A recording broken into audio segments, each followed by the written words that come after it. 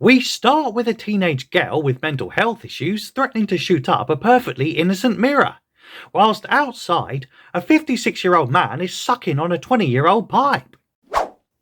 Steady? Because he's trying to extract some sweet gasoline so they can drive up to Wyoming and find his brother. But first he has to endure Ellie's crappy gags, what she found in a joke book. And poor Joel looks like he'd rather shoot this bird in the face himself rather than hear another pun about mathematical mermaids and their algebras. Anyway, after a 3-minute driving montage to a Hank Williams tune, the pair camp out in the woods to get their Boy Scout badges in the art of filling time in a TV show. Or some shit. The next morning, they totally get lost because that dopey Ellie bird can't read a simple map for love nor money, and they end up driving into a trap set by pesky marauders.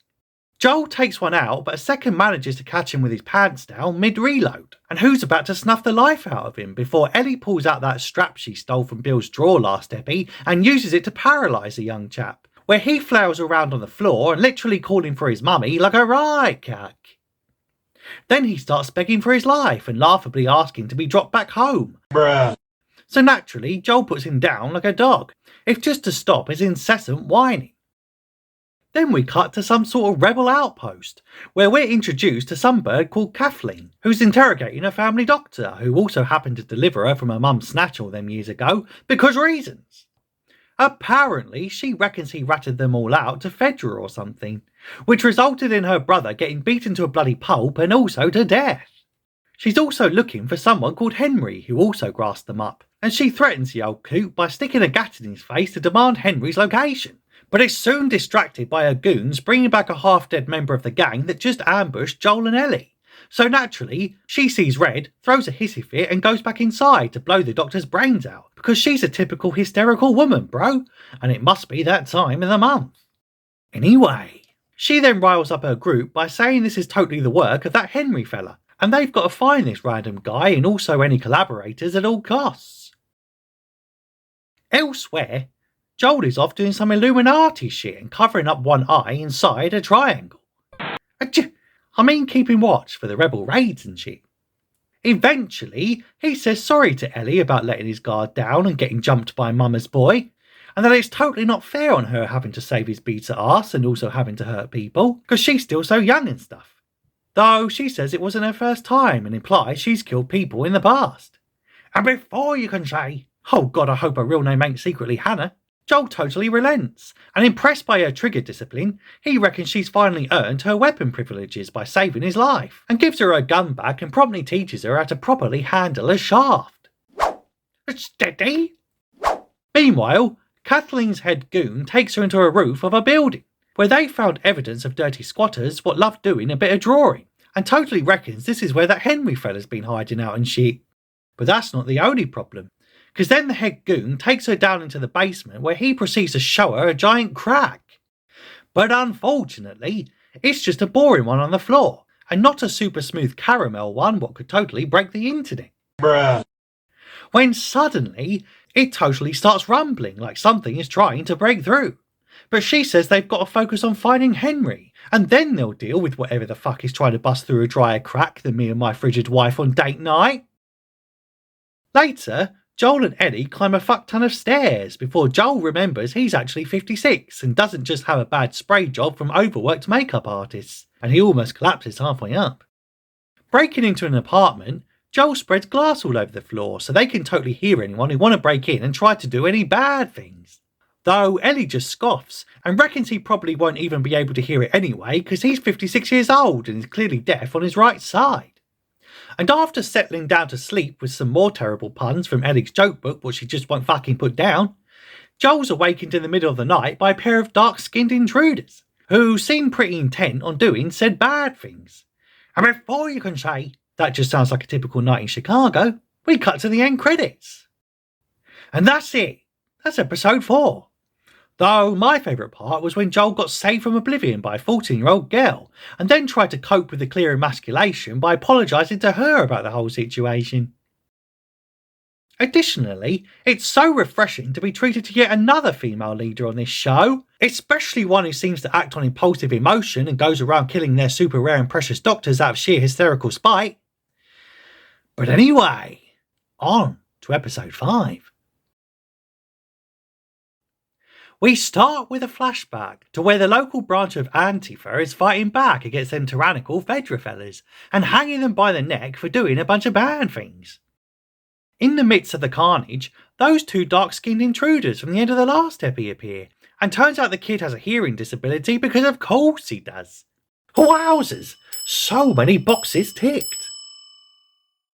Anyway, after running off back to their hideout, we cut across to Kathleen, who, despite having all the menace of a lame substitute teacher, threatens to shoot up a bunch of traitors who previously ratted them out to the Fedra goons, unless they now rat out that Henry fella and totally tell her where he is and shit. Naturally, one prisoner concedes like a riot cuck, and says the guy that she's weirdly obsessed with is hanging around someone called Edelstein. You know, that super rare and precious doctor guy what delivered her from her mum's snatch all them years ago and who she shot in the brain last epi? Well, unfortunately, the pussy old rat doesn't know where they are, so she orders her head goon to kill them all so they can go find him already. Elsewhere, Henry and Sam meet up with this Edelstein fella and conclude they only have 11 days worth of canned food left. So naturally, we then cut to 10 days later, and turns out that Edelstein chap has fucked off and the boys are now totally out of Heinz baked beans. Or so she. Another night passes and Henry concedes that doctor bloke has probably gone and got himself shot up, so probably isn't coming back. So they need to leave right fucking now. But Sam is pretty terrified of having to go venture out into a world full of monsters and also slightly chubby mental women who seem to be obsessed with slaughtering them like a common hog. So naturally, Henry paints a mask on his little brother's face so he can feel like a superhero and totally nut up already. He then spots Joel fighting his way out of that ambush from last epi, though conveniently doesn't stay up long enough to see the geezer getting his butt saved by a 14-year-old girl, and so decides to follow him anyway. Then we catch back up to the present, where the intruders have completely undermined Joel's super smart glass on the floor trick and now have him and Ellie at gunpoint. Joel! Luckily, they all work things out pretty quickly, because Henry tells Joel that he knows a way out of the city, so if he can act like a glorified bodyguard and clear the way, then they can all work together and totally escape. Though Joel's pretty reluctant to be working with a former collaborator and self-confessed rat, but Ellie seems to be having a pretty good time with that Sam kid, and at least now she has some other poor sod to keep awake with her crappy joke book. So they head down into the city's maintenance tunnels, where Henry heard that Fedra had already cleared out all the infected fellas years ago. So much like Diane Abbott's head and also my wallet, it's totally empty, bro. And they quickly come across a set of rooms where a bunch of disrespectful yobs have graffitied all over the walls. Turns out this is some sort of subterranean classroom where people retreated underground to escape the monsters back in the day. Ellie and Sam then bond over comic books, whilst Henry does a bit of monologuing, where he reveals just why that mental woman with a bit of a waistline is so obsessed with him and shit.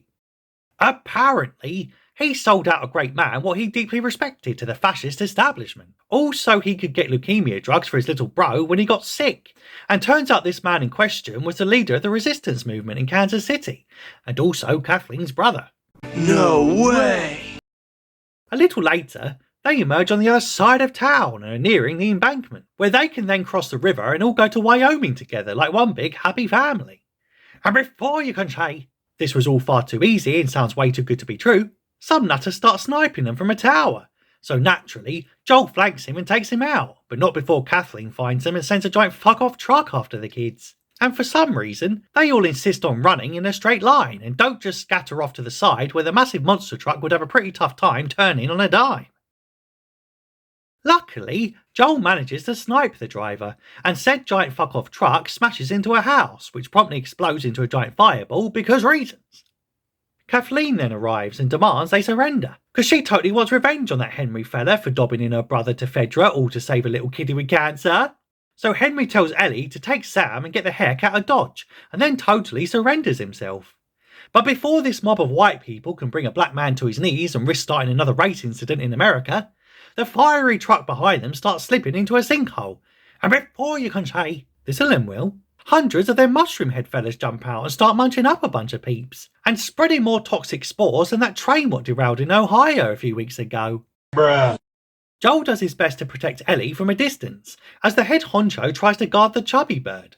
But suddenly, an even more bloated villain emerges from the hole, and this supersized mushroom bargy fella charges at the pair. And it looks like it's curtains for the #1 personal bodyguard with the best beard but no backstory in the show, as he gets his head ripped off worse than that bat what insulted Ozzy Osbourne at a Black Sabbath concert back in the day. Meanwhile, Ellie spots Sam and Henry getting molested under a car by 2 horny fungus heads. So Joel provides her with cover now that he's suddenly become an expert marksman in the span of 5 minutes. And the super immune girl what's the key to everything stabs up the randy clickers and saves the lads from their mushroomy oblivion. But unfortunately, they're almost immediately caught by Kathleen. But luckily, because she now has no uber muscly alpha masculine man to watch her back, this stunning and brave hardened apocalypse survivor of 20 years who certainly don't need no man is instantly yeeted only minutes after a head merc was taken out.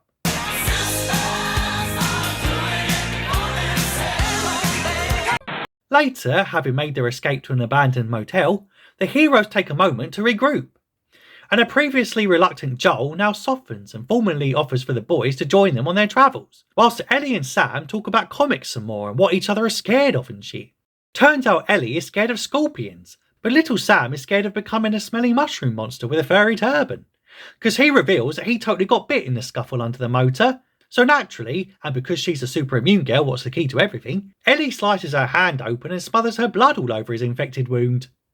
And before you can say, okay, well he might not become a mushroom, but now he's probably got AIDS, he asks her to stay awake with him and she totally agrees. Hilariously, we then cut to the next morning, where she's in a deeper sleep than I was during that white privilege seminar I had to do for work last week. And because she couldn't do her one fucking job and keep an eye on the infected kid about to turn into a vicious monster, he's now already transformed and totally tries to munch her up real good and proper. And poor Joel's got to be totally kicking himself after the one time he couldn't be asked to check everyone for bites despite them all being caught up in the contagious monster swarm is the very time someone is actually infected. But anyway, Henry panics and shoots his little bro, who he once traded in an innocent man to fascist for so he could save him from dying of blood cancer, and then blows his own brains out when he realises that he's not just alone in the world now, but also a straight up kiddie killer. And before you can say, fuck me, that's bleak, they bury the fools and the episode cuts to black. And that's it. That's episode 5. Though my favourite part was realising that the writers have now killed 3 children in the span of 5 episodes. Or maybe 4 if you count that baby skeleton what got killed off screen in the Homo epi. I mean, I know Hollywood has an obsession with destroying kids, but this is just taking a piss, son. But anyway, on to episode 6. We start 3 months later, as Joel threatens an old fat fella and says if he don't teach him how to read a map properly, then he's totally going to steal all of his rabbits. Or some shit. Apparently, they're currently in the middle of a forest, and if they go west across the river, then they're heading into dangerous territory and can totally kiss their asses goodbye. Anyway, after having some sort of panic attack like a right pussy old cack, Joel tells Ellie that he wants to be a sheep farmer once this is all over.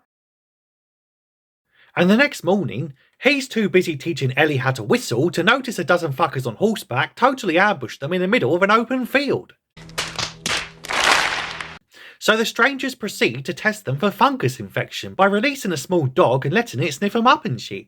And the tension rises as it approaches Ellie, whilst Joel is frozen to the spot like a rye melt.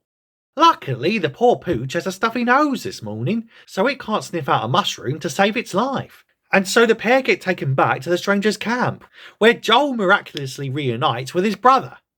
You know, that Ghost Rider fella what loves terminating people on the side? And who seems to be building a fucking hangman's noose in the middle of town. Hello, orcs. But they have a warm hug in the frozen village anyway.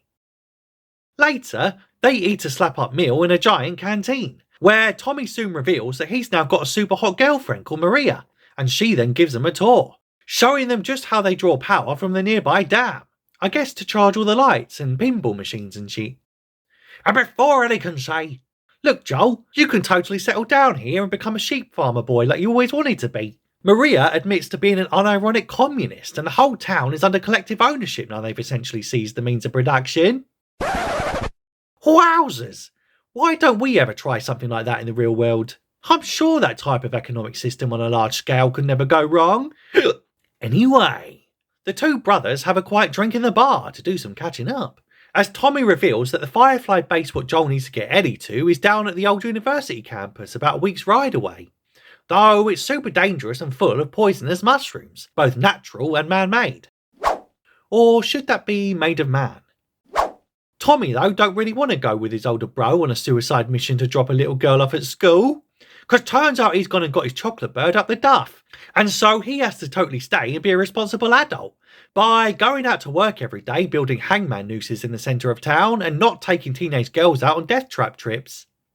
Joel, though, gets all butthurt, cause it reminds him of his own daughter, who died in his arms at one time despite being super good at geography. And the lads proceed to have a blazing row before Tommy says he ain't going, and that's that. So shut up about it already. Outside, Joel has another one of those panic attack things and clutches his heart like he's just had a booster shot in the past 2 weeks. Ooh, spicy! Whilst Ellie is in her bedroom getting taught about menstruation by a fucking leaflet and seems to think the period cup is some sort of squeezy toy. Blimey, I'd hate to see one of them come alive in a Toy Story movie. You've got a friend in me.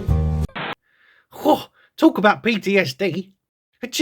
Anyway, Maria then says her hair's proper shit and gives her a free trim, before letting slip about Joel's kid, what Ellie seems to have no knowledge of despite spending over half a year on the road with the fella. Later that evening, Ellie chills at the movies in a budget theatre what don't even seem to offer popcorn. Whilst elsewhere, Joel is struggling to fix his shoes, so naturally, Tommy bursts in and delivers him some new booties, before his brother has a bigger emotional meltdown than Christian Bale in Bad Lighting.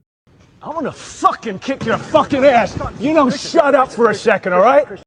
Cause Joel finally concedes that he's getting old and keeps freezing on the spot when a bunch of strangers unleash dogs on him and shit. Also, he keeps having chest pains and almost got yeeted a few months back by a scrawny kid and had to have his butt saved by a 14-year-old girl because he was too slow and deaf to hear him coming. So naturally, he begs Tommy to take the girl down to the Firefly College for him because he won't be able to live with himself if he gets her killed, and also he can't be within 10 feet of a school. But, yeah, that's something else entirely. Anyway! Speaking of nonces, Joel then enters a teenage girl's bedroom without knocking, and fortunately for his parole officer, she's totally not naked, but turns out she overheard his plan to ditch her obnoxious ass at first dawn. And although he tries to say it's for her own good because he's now more useless than a chocolate dildo, she says that's BS and totally don't want to go to college with that boring ass Tommy fella, but he just says, well, tough titty, because you're totally going, girl, so shut up about it already. The next morning, Uncle Tommy gets up super early to collect a sulking Ellie from her bedroom and finds Joel already in the stables fondling the horses, and eventually says that he'll take it to college after all, cause he's got fuck all in his life now his daughter's dead and his girlfriend pegged it after having an affair with a mushroom. Anyway, Ellie is elated now her pseudo-daddy loves her again, and Uncle Tommy just can't believe he had to get up at the crack of dawn for no reason. Bruh. So they say their goodbyes and ride off on the open road again. And after a week's worth of montages showing how piss easy the trip is, and thus how much of a drama queen Tommy is for totally exaggerating how dangerous the trip would be, they finally reach the college, but quickly find it emptier than a conservative safe space, before realising that them Firefly fellas have all moved on, and have also seemingly abandoned all their CGI pet monkeys upstairs. Anyway, it seems like the Firefly peeps are heading to Salt Lake City, but before they can leave, some random raider attacks the pair. So naturally, Joel snaps his neck, before realising that he's been stabbed up worse than an innocent Englishman daring to ask a bunch of hooded migrants if they know what the time is. And before you can say, well, he should be okay as long as he don't put it out, the silly sod then goes and pulls it out, before the other raiders give chase, but they luckily lose them on horseback. Unfortunately though, Joel totally collapses like a right inconsiderate twat, and for the first time ever, poor Ellie is left dazed and confused and not knowing what the heck she's doing. Well, by those terms, at least she can always run for president. And that's it. That's episode 6. Man, what an epi. It was so good to see that Tommy fella still alive and kicking and happy with his girly friend, who are now set to spend most of their lives living in a commie paradise. Though, to be fair, my favourite part was the old native couple in the opening, who have clearly violated rule number 1 from Zombieland and have spent no time at all working on their cardio. How these fuckers are so plump 20 years into an apocalypse, I don't know. But anyway, consider ringing that bell thing so you don't miss episodes 7 to 9 when they drop. Tell me if you like this series in the comments if you have time, and I'll see you in the next one.